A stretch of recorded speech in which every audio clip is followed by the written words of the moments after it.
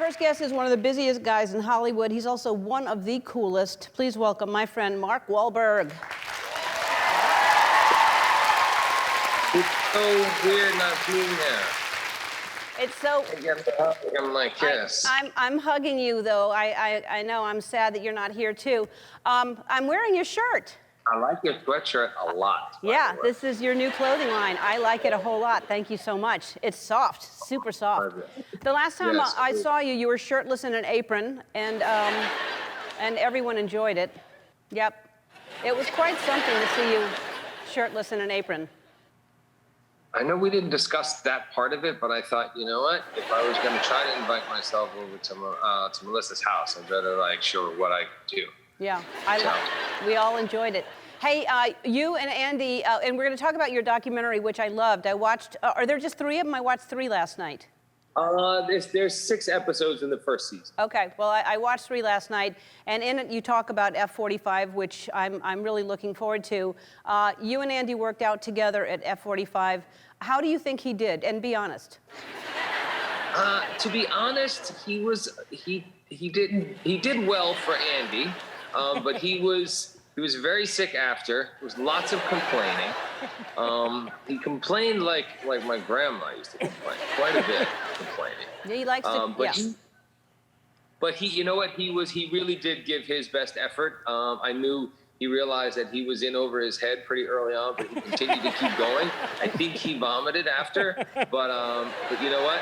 He also talked about coming back, and I think hopefully when the studios are reopened, I'm going to hold him to that, and I want to get him and you down to the studio. We'll work out again. Yeah, I think the 3 of us should do it together, because that way it's... Andy, you're on mic. What? Now, you're talking to the control room and you're mic'd. I'm sorry. What? Do you want to say something? Just that Mark and I like to slap each other's butts every time we see each other. That is true. Somebody asked me earlier, it's like, oh, Andy slapped your butt at the Super Bowl, you slapped his butt at F-45. It's just a guy thing. It's a buddy thing. We kind of keep each other going, and, you know. Yeah. Yep, that's what guys do. I was just checking the tush. I was checking his form there. I see. Andy, you're wearing glasses while you're lifting weights? You're like, you have readers on while you're lifting. Speaking of butts, you accidentally showed yours on Instagram, which that's the way to get more followers, Mark. That's what you do. Oh, I was trying to show my cupping, my pepperoni pizza cupping marks there on my back. I had a back problem, and I was also trying to show my municipal underwear. I have to send you some of those as well. Yes, please. Very soft. Yeah, because you have my underwear. Now I need your underwear. Absolutely. Hey, you were filming in the Dominican Republic and in the jungle. What was that like? Did you run into critters in the jungle? There were lots of critters, lots of animals, all those things. But I think the thing that I ran into that was most scary was a porta potty that had been out there for quite some time. And I did discover from a camping store that you could buy your own little portable toilet. That also has an enclosure, which is like a tent, which I thought was the greatest invention ever. I didn't get it, unfortunately, until like 3 weeks until the movie was over. But I still have that. I will be traveling with that everywhere I go now. Wow. It seems like you could afford something a little nicer than that. And you're the businessman. Can't you just invent something nicer than that, Mark? You know what? I thought somebody already had the patent on that. So I figured, you know, I could either partner up with them. We could add some porcelain to the chair. But it's nice. No, it's plastic, but it's durable. Right. It holds my weight. But no, it was definitely one of the better things that I had when I was down there. Yeah. As far as like a little piece of home and comfort. Yeah, not really a piece of your home, but someone's home. So Mark, we talk about how early you get up to work out, and it used to be 4 a.m. Somehow now you've moved it to 2:30 a.m. What is going on? You know what? I'm just getting busier and busier and less time in the day to get everything done. No, it started when I was in Europe. I was overseas, and then I would come home to visit. And then by the time the family went to bed, I'd be up for the rest of the night. So I'd usually go to bed about 5 and wake up at like 12. And then I'd work out and do all my stuff.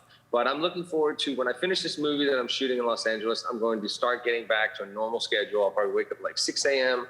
like normal people and sleep in and do all that fun stuff. All right. Well, sleeping in is not 6 a.m., Mark. But Let's show the video of you doing pull-ups because, and this is, just so y'all know, this is cut down from many more, but we just kind of came in later. As my producer Matt said, it was monotonous. It was like there were too many of them, so we just showed some of them. Look at you, about to be 50 years old, doing that.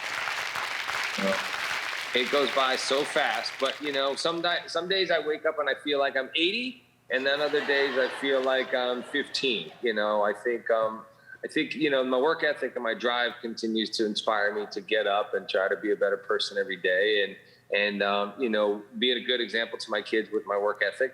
But then every once in a while, the body will just shut you down and remind you that you're not a kid anymore. Yeah. But I'm looking forward to 50. I think it's a good reason to have a big party. Yeah, all that's right. fun. You let me know when, I'll be there. Tell me about this new doggy you got. First of all, I'm glad you got another one because hopefully it's helping your other one be better behaved. Is it helping? No, Champ actually took a big chunk out of my finger, both sides of my finger, just the other day. I started petting him while he was sleeping on the couch. I wanted to put him into his bed, and as soon as I went to pick him up, he attacked me. But little Jojo, yes, they are definitely best buddies. They're getting along great. Jojo, his new thing is to just get out of the house and make everybody chase him as he's running around moving vehicles. So that's the only thing that Jojo does to make us nervous. Other than that, he's very well behaved and he's very sweet. Well, that is an adorable dog. Both of them are adorable. That's Mark Wahlberg. It's his new show, Wahl Street. When you watch it, you feel like such a slacker. I mean, anyone watching this is going to be motivated to do more with their lives. Tell everybody, it's really a documentary about all the things that you're working on, right, Mark? Yeah, I think, you know, when we had done Wahlburgers, it was a great opportunity for us to kind of really promote the brand, but it was also a kind of family comedy that was unscripted. And this is a much more serious look at what I do in my primary business, which is acting and producing, and then also with the sports nutrition, with F45, with Wahlburgers, with Municipal, which we launched in the middle of a pandemic, and also my car dealerships and all the other business interests that I have. Right. But it's also hopefully inspiring other entrepreneurs, because I don't want anybody who's had an idea or had a passion and just doesn't decide to pursue that for whatever reason. I want to encourage as many people as possible to kind of go out there and pursue their dreams and make them a reality through hard work. Yeah, I mean, it's amazing because anyone who's followed you since you started as, you know, Marky Mark, as a singer, and then you move into acting, and now you're this amazing businessman and entrepreneur. It's really impressive, and you can see why you're so successful because your work ethic is like nobody else's that I've seen. And you started the show right as COVID hit, which was hard on a lot of your businesses, and I think it's interesting to show how that's affected businesses. Yeah, I mean, obviously everybody's been affected by COVID in many, many different ways.